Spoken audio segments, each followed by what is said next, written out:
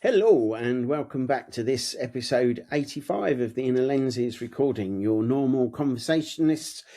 I use that term normal in a broad capacity. Erika, Nadu, Brett, Gaby and myself.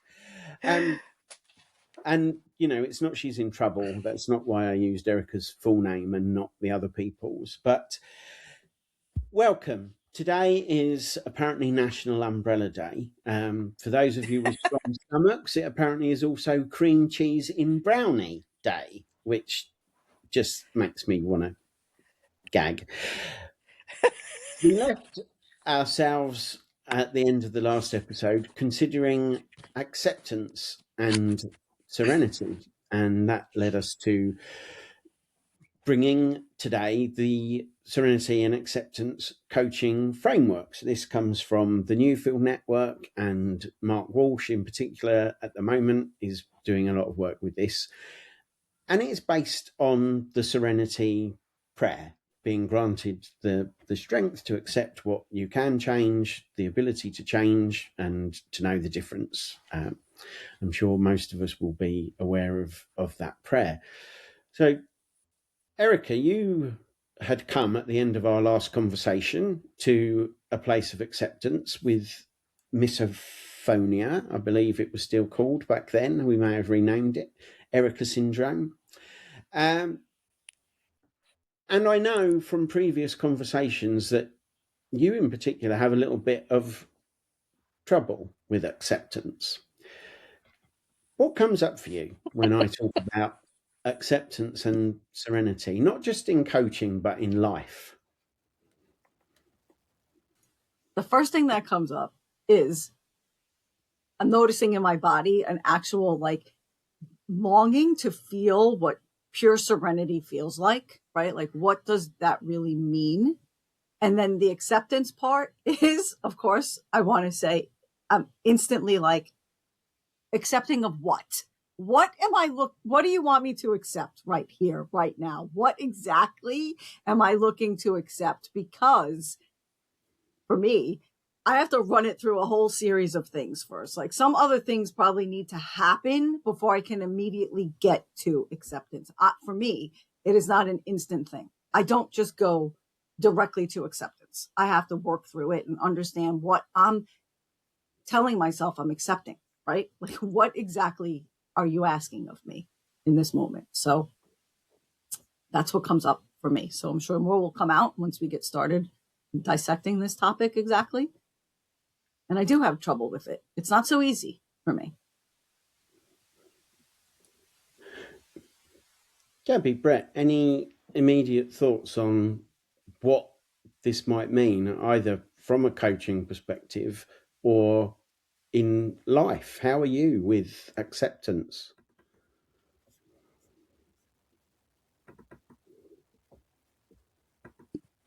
Well, I have learned to be really, really good with accepting.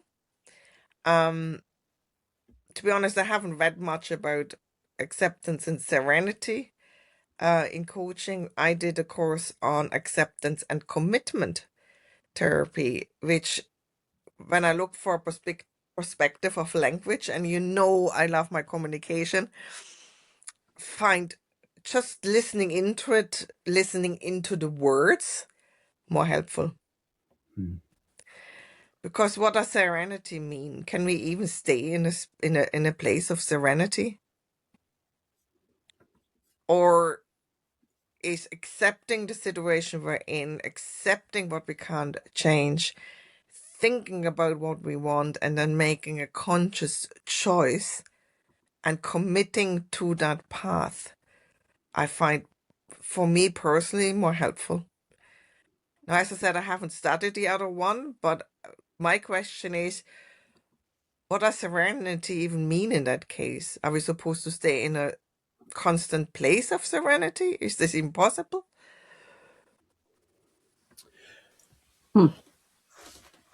So the framework is a basic 4-part grid with action and apathy at the top. So the action is being able to change something and trying to change it. The apathy is that you can change something, but you're not trying to change it. And then the bottom two quarters are resentment.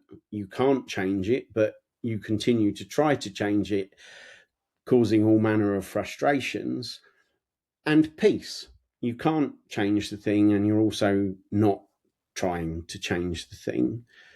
So I think we've probably all had experience of relationships, whether they be coaching or otherwise, where a little bit like Erika was saying in the last episode, it's trying to alter something that you can't stop the co-worker from coughing, you can't stop certain noises, or the fact that you can't stand to hear people eating. You want to change that. The one thing that you can change is your attitudes and beliefs about it, but that's not what you're dealing with. You're stuck with this mindset of I'm going to change the unchangeable, and that brings resentment. The peace is knowing that you can't change and being okay with not being able to change it. So what happens when you, oh God, I had a really, when you have a really good thought and you and then it goes out. But okay, let me try to get this back. So resentment is wanting something to change. Wait, say it again. It's when something's not changing and you keep trying to make it change. Yeah. So the resentment part is can't change it, continue to try to change it. Okay, so does it it requires an active movement on your own side, right? To try to get something to do what it's not. What happens when you want something to change, you're hopeful that it is going to change, but it never changes, right? But it doesn't require me to keep trying to get it to change. It's the hope that it's going to change, and it still never does. That still falls into the resentment. I'm going to say that would depend on you, if that was the example, or whatever the person brings. But the serenity part of this would be the acceptance that you can't change it, that you're not going to continue to try to change it, and that would allow you to be at peace. The movement from apathy would be courage in actually taking the step to try that change that you can bring about. The question is, how does one get to a feeling of peace and acceptance when these things that we're wanting to change are more emotional nature, right? Because I find that this is easier to get to when it's like a physical kind of, this is never going to change, whatever. So I can just accept, like my coworker's not going to stop coughing, whatever. I'm just going to have to accept and do whatever I have to do to make it so that I can get to a more peaceful place for myself. That's an actual thing, right? But when it's an emotional, I'm talking like personal relationship. I don't find this much in the coaching relationship, but in a personal relationship, if something's not changing and you have hope that it will change, but then there's no control. I have no control over it, right? How do you get to the acceptance part? Like there's something in between that I feel like has to happen of an emotional reckoning or reconciling in some way to feel peaceful about it. Does that make sense? Gaby, what would ACT say in that situation? You recall off the top of your head how you would help Erika with that? Well, for me, the part is the action in the end, because I don't know what they say in that framework. It's very similar, but I'm still thinking about, well, do you get stuck then in a situation because the action is missing? So, for example, if you are in let's pick an abusive relationship, right? So you could accept that your partner never changes. You could get to the point of the serenity where I said, well, I'm just accepting it, right? but that's exactly the point. So peace, I can't have peace in this situation. So what does this framework do with the action part? You know what I'm saying? It's a little bit what Erika pointed at, the emotional state. Is there what would you say, a risk that people just go into this, oh, I can't do anything about it, I'm just going to sit there and and just try and have peace or whatever. While in the acceptance and commitment therapy, it's really, okay, I accept I can't change the partner, I accept that's the way the partner is. What can I do about it? What do I want? Well, I want to get out of it, because I cannot sit back and just accept that and try and find serenity in this. I have to get out. So this is my choice point. And then I commit in whatever steps it takes to get out of the relationship. Do you see where I'm a little bit confused about the fourth quadrant piece? What happens when you So sit there? I just screen sharing that, and I just want to give fair credit to Mark Walsh and Embodiment Unlimited for that slide. So the key does seem to be what needs to take place inside, either as an emotional response or, and coaching is the wisdom to know the difference in these things. That would be grace to God, presumably in the actual Serenity Prayer, to know the difference, the wisdom. But what is, there seems to be something necessary to move from resentment to peace, from apathy to action, and that seems to be beholden on the individual, I'm going to suggest. Yeah, I feel like, and I'm glad you shared this so that it's easier for me anyway to visualize and talk about it when I can see it. But for me, focusing on the bottom part, resentment to peace, right? Like there's a middle piece there. Like there's sadness and other stuff in between resentment and on your way to peace, that in those two arrows, like in the serenity part and in the courage part, I feel like could be even deconstructed even further. Like what actually happens inside these arrows to get us to decide that it's pointing to. Because you don't just go from, okay, I'm resentful, can't change it, and I'm trying to change it, and now I'm suddenly going to stop trying to change it. But something's happening when you accept that I'm going to stop trying to change it to get to peace, but something else has to happen before I'm fully at peace. Like emotions have to be witnessed. Something has to happen for me to get fully there. And likewise on the other side as well. Like, what are you actually doing? I think, Erika, what I'm missing here is more arrows. Right? So, for example, for me, there would be a need an arrow between apathy and peace with a double arrow, because what if I think I have found that peace, but all I then experience 5 months later is actually can't change, not trying to change.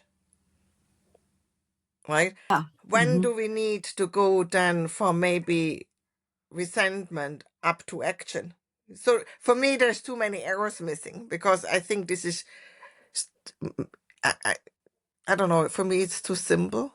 No, I totally agree. Like, it's not a one path kind of vibe here. It's like, for me to get to peace, I might have to be resentful and then go to action and then not give a shit over an apathy in order to then get to peace. Like, I have to somehow not give a shit, which is my code for apathy. I have to not care, right? I can change, but I don't give a shit to change. So I don't care. So I get it. There have to be like multiple different. So if you're here and you want to get to here, you can do it this way or that way, kind of thing. I don't know. Yeah, I agree with that.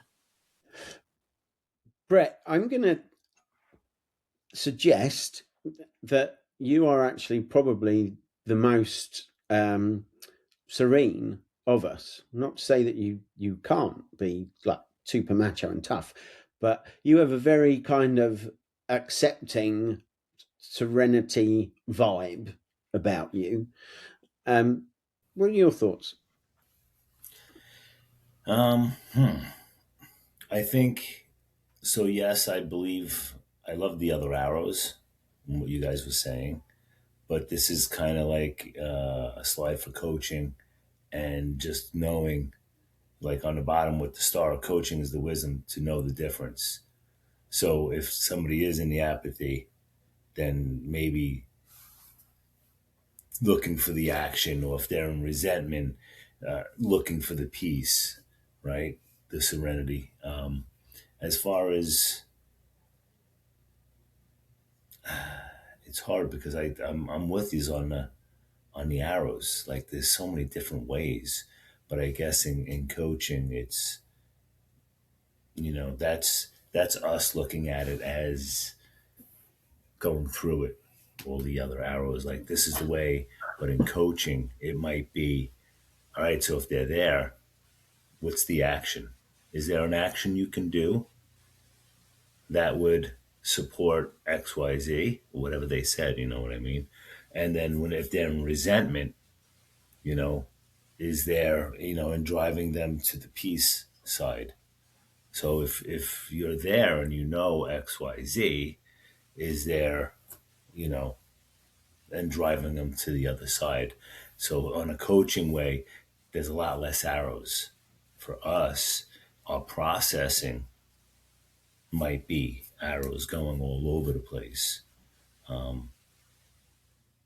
me ask Yeah. a question. So I think what we all want to know, and the question is, you're the most serene, possibly in Alec's perception, the most serene of us all. How do you remain there? Like, what is it that you engage in that gets you to be serene and accepting? Like, are you living in this place of acceptance all the time? I think it is a lot of acceptance. Like I'll be bothered, but then I'm like, well, they're not aware, and it's not my job to make them work on that. That's got to be something for them to do. I'm not going to be the one to say you have to. No, they need to want to do it, right? So it's more an acceptance of, well, you know what? I like the person because of XYZ. And, if they're like this, I'll accept this piece till they're ready to do something with it. Right? I'm wondering if the simplicity is important, because there are so many other tools that we can bring into play as coaches, whether it be around decision making, Satyr's decision making framework. What will happen if I do? What won't happen if I do?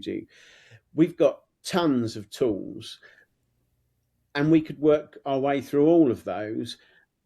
But ultimately, it might just come down for the client, or somebody that we're in friendship relationship with, to you've tried everything, nothing's working. You are either going to be in resentment or in peace, and it's a decision that only you can make. And for that reason, perhaps it has to be really simplistic.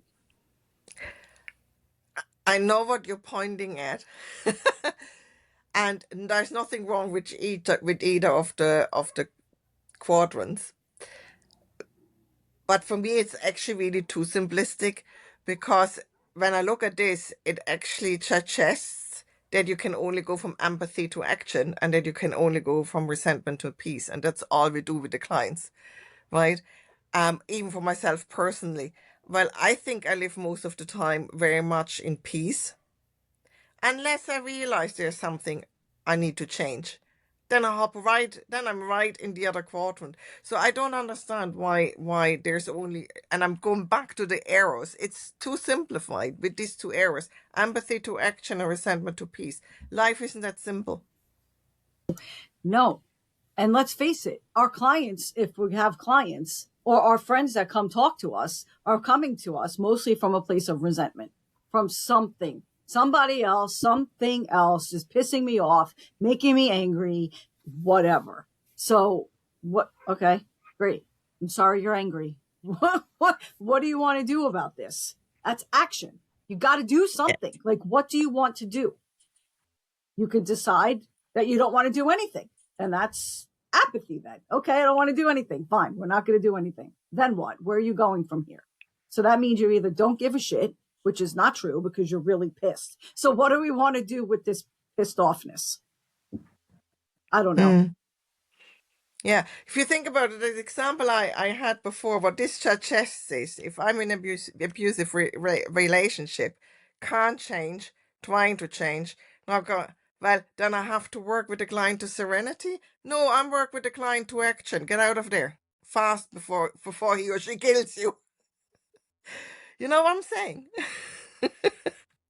Yeah, this is wild. I feel like we could deconstruct this forever. And I wonder what it would look like if we created our own. And by we, I mean you, Gaby, because I'm not creating anything. So I wonder what it would look like if a new one was created with multiple arrows, right? And showing the different pathways to get from one place to another place. Because it doesn't, if it was that easy, we'd all be doing it. We'd all be going quickly from resentment to, I'd be in a place of peace and serenity. Like, if it was that easy. But I personally, I don't feel like it's that easy. It's not that easy. Perhaps modern life is too complex, too nuanced for something apparently so simplistic. You know, I don't know exactly when the Serenity Prayer was written, but I'm guessing it was in ancient times when the amount of choice, the complexity of choice that was around is different perhaps to today.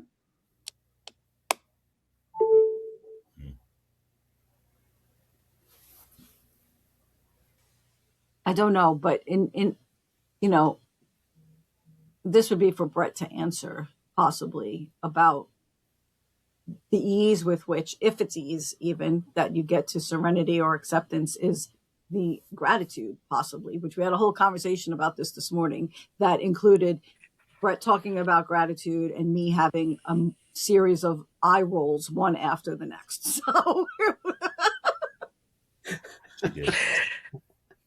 I just Googled it. Alec, the Serenity Prayer was actually written by an American theologist in 1932, 1933, which really gets me going because I'm German and that was the time Hitler came along. So I think the place of serenity in those times can't change and accept it. Yeah, let's go ahead and kill. They're saying let's kill a lot of Jews. Let's be serene about it.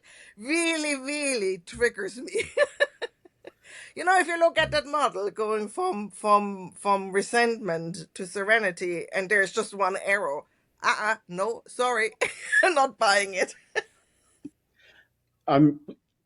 Let's pin that because modern IQ testing was actually developed as a way of preventing mass Eastern European migration into the States in the 1930s. So, and Erika, I know you're sending mental daggers at me, but I have the research and the facts to back that up, and even a letter of apology from your government, not directly to me. So as a thing that happened, but does that perhaps then suggest that we think this is just a little bit of a cop-out? The whole serenity acceptance piece. I don't know if cop out is what I would say, but I No, definitely cannot.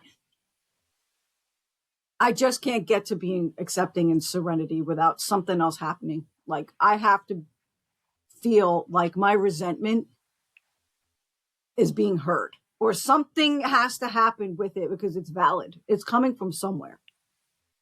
Whether that means I have to take a look at my boundaries or something that I'm doing or overdoing, right? Talk about temperance, possibly. I don't know. But yeah, it's just not that easy. It's just not that easy. You just don't get there. Like, oh, this shit happened. Okay, that's cool. That doesn't work for me personally. That would suggest a level of almost enlightened awareness that I suspect certainly the majority of us, with the exception of Brett and probably our listeners, don't possess, because we wouldn't need models like this. We wouldn't need coaches were we able to do that very simply for ourselves. Closing thoughts. Closing thoughts. There's more to discuss about this. Like it's not as easy as what it appears to be. So anybody out there who's looking and listening, don't think that we don't know that it's not so easy, right? Like don't start thinking, holy shit, why can't I move out of this resentment? Or why can I stop not giving a shit about something where I feel like I have nothing I do is going to matter, right? Like it's not so easy.